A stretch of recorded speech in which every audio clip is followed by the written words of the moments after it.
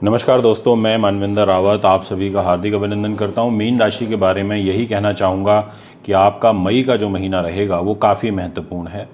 इस महीने में मुख्य रूप से 3 ग्रहों का जो ट्रांजिट है वो आपके लिए बहुत बड़ा रोल प्ले करने वाला है। कारण ये है क्योंकि आपकी राशि की जो लॉर्डशिप है वो जुपिटर के पास आ जाती है और जुपिटर का ही ट्रांजिट इस महीने हो रहा है। जी हाँ, आपने बिल्कुल ठीक सुना, जुपिटर का ट्रांजिट इस महीने हो रहा है। जुपिटर ने कहा कि देखो भैया मैं ट्रांजिट करूँगा। जुपिटर ने कहा कि देखो मैं गोचर करूँगा। और कहाँ करूँगा? जुपिटर गोचर करेंगे इधर 3 नंबर जो आप डिस्प्ले की कुंडली में देख रहे हैं। तो पूरे 1 साल के बाद जुपिटर इधर 3 नंबर में आ रहे हैं, आपके सुख साधन मन के घर पर आ रहे हैं, प्रॉपर्टी ज़मीन जायदाद के घर में आ रहे हैं। और साथ में जो दूसरा मुख्य ट्रांजिट हो रहा है वो है राहु केतु का। राहु आपको भी दिखाई दे रहे होंगे इधर 12 नंबर में और केतु दिखाई दे रहे होंगे 6 नंबर में। ये भी यहाँ से ट्रांजिट कर जाएंगे और राहु चला जाएगा 11 नंबर में और केतु चला जाएगा इधर 5 नंबर में। तो राहु केतु अब 1.5 साल के लिए 12th हाउस में और 6th हाउस में रहेंगे। अब ग्रहों का जो संसार है ना वो बड़ा ही विचित्र है। आप प्रेडिक्शन कर सकते हैं, बहुत अच्छे प्रेडिक्शन कर सकते हैं अगर आपने बहुत अच्छा अध्ययन किया है, शोध किया है। तो आपको ये समझना होगा कि आपकी राशि का लॉर्ड कहाँ है, किस पोजीशन में है, कैसा रिजल्ट वो आपको देना चाहता है, किस तरीके की परिस्थितियों में वो आपको रखना चाहता है। ये मैं आपको आज डिटेल में जानकारी दूंगा। सबसे पहले आपसे बात करूंगा आपके कैरियर की। तो कर्म भाव का जो लॉर्ड है वो यहाँ पर गुरु बनता है और गुरु आपका कैरियर का लॉर्ड होकर के 4th हाउस में मिथुन राशि में रहेगा। अब यहाँ से इसकी जो सप्तम दृष्टि रहेगी वो धनु राशि पर रहेगी।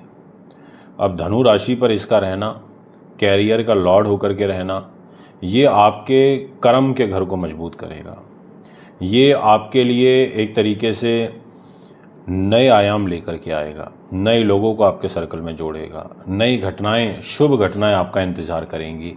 गुरु बोलेगा कि भैया 14 मई से तो मैं खुद ही आपके कैरियर को देख रहा हूँ। तो जो आध्यात्म में है, टीचिंग में है, ज्योतिष में है, लेक्चरर, प्रोफेसर हैं, इंस्टीट्यूशन, कॉलेज चलाते हैं, कंसल्टेशन करते हैं, वैद्य हैं, उन सभी के लिए आपके कैरियर के पॉइंट ऑफ व्यू से ग्रह गोचर बड़ा अच्छा हो जाएगा, बड़ा ही अनुकूल हो जाएगा।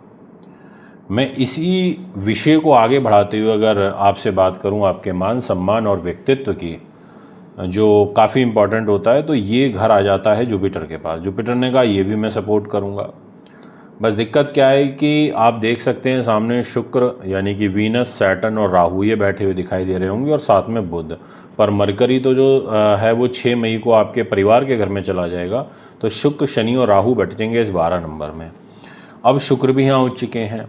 अब उच्च का शुक्र एक मालव्य नाम का महापुरुष राजयोग बना के बैठा है। अच्छा राजयोग है, उत्तम राजयोग है, ये भी आपको यहाँ पर सपोर्ट करेगा।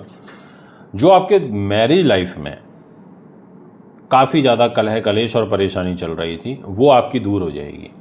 और जैसे ही वो दूर होगी तो भी आपको सुकून मिलेगा। इसके दूर होते ही यानी कि 18 मई के बाद आपके जो आपस में मतभेद चल रहे थे या आपकी जीवन साथी आपसे दूर चली गई थी तो वो वापसी के काफ़ी योग बनेंगे इसमें। आपके अगर व्यापारिक पार्टनर्स रिलेशन बड़े ख़राब चल रहे थे तो वो आपके बेटर होंगे, ऐसा आपकी कुंडली कहती है। अगर आपकी लव लाइफ डिस्टर्बेंस में है तो वो डेफिनेटली बेटर होगी, पर उसका योग मई से भी ज़्यादा जून में ज़्यादा अच्छा नज़र आता है। इसके अलावा आपके लिए जो दैनिक इनकम है, डेली बेसिस की जो इनकम है वो भी आपकी काफ़ी बेटर होगी, ऐसा आपकी कुंडली कहती है। अब मैं आपसे कुछ और विषयों पर डिस्कशन करूंगा। फाइनेंस, आप देखें जहाँ 1 नंबर लिखा है वहाँ सूर्य बैठे हैं और उच्च के होकर के बैठे हैं। सूर्य ने कहा देखो भैया मैं यहाँ बैठ गया और उच्च का होकर के बैठा हूँ। अब ऐसी सिचुएशन में सूर्य का उच्च होना, परिवार के घर में, धन के घर में उच्च होना तो पारिवारिक दृष्टिकोण से अच्छा होता है, धन के दृष्टिकोण से अच्छा होता है।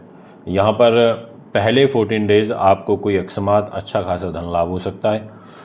सूर्य बुध का बुधादित्य राजयोग भी बनेगा दिनांक 6 मई से लेकर के और 14 मई तक। तो इस टाइम पीरियड में भी आपको कोई अच्छा गेन हो सकता है। ऐसा आपके ग्रहों का जो ट्रांजिट है वो मुझे यहाँ बनता हुआ नज़र आ रहा है। इसी प्रकार से आपके लिए जो आपका दाम्पत्य जीवन है उसके साथ साथ में जो आपकी लव लाइफ है, ये दोनों की घर में पहले 18 दिन तो विशेष रूप से बुरा प्रभाव है। जैसे केतु बैठे हैं मैरिज लाइफ में, इधर जो मंगल है तो पूरे महीने ही बैठे हुए हैं मई में इधर 4 नंबर में, तो ये आपके पेट को ख़राब करेंगे, ये आपकी एजुकेशन को डिस्टर्ब करेंगे, मानसिक रूप से तनाव देंगे, भय भ्रम देंगे, गुप्त रूप से चिंताएं आपको देंगे, और साथ में अगर आपको मस्तिष्क संबंधी कोई विकार चल रहा है तो उसमें डिस्टर्बेंस करेंगे, और अग्नि तत्व को तो खैर डिस्टर्ब करेंगे ही। और क्या लेकर के बैठे हैं, ये आपकी वाणी, आपकी बुद्धि लेकर के, और आपका भाग्य लेकर नीच हुए हैं।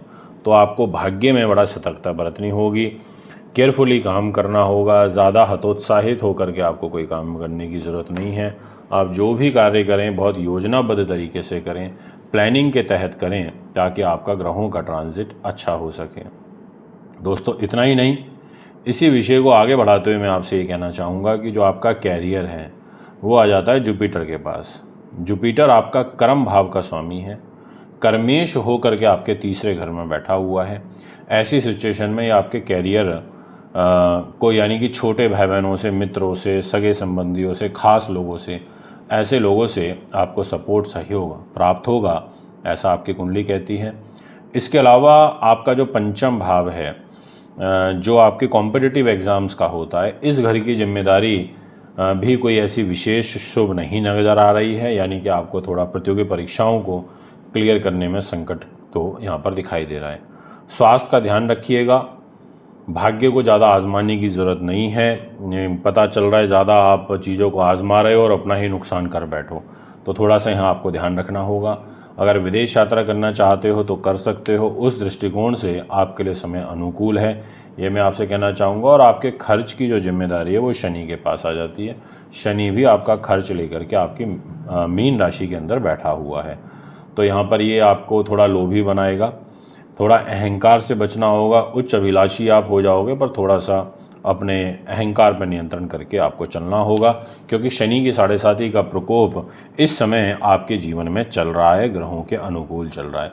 तो दोस्तों ये है आपका एक ओवरऑल ग्रहों का मई राशि का गोचर। अगर आप भी अपनी कुंडली बनवाना चाहते हैं, दिखाना चाहते हैं, पूजा पाठ रत्न रुद्राक्ष लेना चाहते हैं, उसके लिए भी आप में संपर्क सकते हैं। रुद्राक्ष जो होते हैं वो 1 मुखी से लेके वैसे तो 21 मुखी तक आते हैं, बट आप अपनी राशि के अनुसार जानना चाहते हैं, क्योंकि जो कुछ रुद्राक्ष बड़े दुर्लभ होते हैं जो जल्दी से नहीं मिलते, बट कुछ रुद्राक्ष होते हैं जो स्पेसिफिक ग्रह को इंडिकेट करते हैं। तो अगर आप चाहते हैं कि आपकी राशि के अकॉर्डिंग कौन से रुद्राक्ष आपको सपोर्ट करते हैं, तो आप उसके लिए हमें संपर्क कर सकते हैं।